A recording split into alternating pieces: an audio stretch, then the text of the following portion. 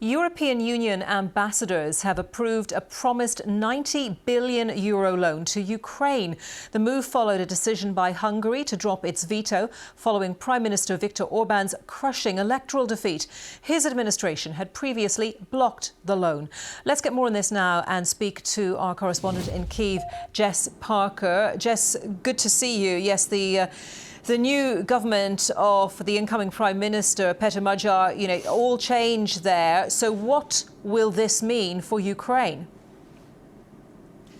Well, essentially, an injection of cash, and cash that Ukraine says is much needed in the current circumstances. So this story began to an extent back in late January when Ukraine reported that a Russian strike had caused damage to oil infrastructure in western Ukraine, and this affected, they said, a pipeline that runs from Russia but through Ukrainian territory to Hungary and Slovakia.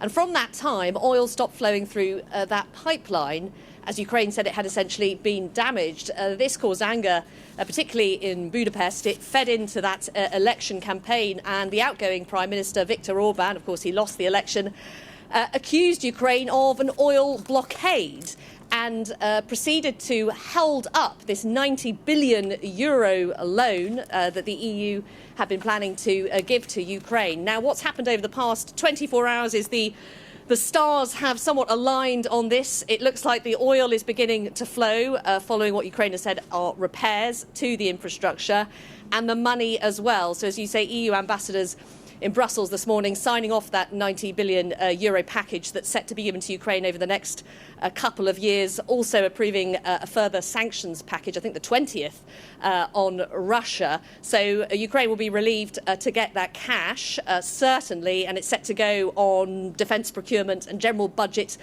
support as well. There is still a further formal written procedure to really sign off that money, but that's expected to go through in the next 24 hours. And Jess, just as you were speaking to me, we're seeing President Zelensky hailing this progress on the EU loan to Ukraine as, quote, the right signal. So you just mentioned what it will be used for, that €90 billion. But in terms of that relationship, that new relationship with the incoming Hungarian Prime Minister and how that changes the dynamics of the EU, what more might that deliver for Ukraine in terms of support, if not financial, but in other ways?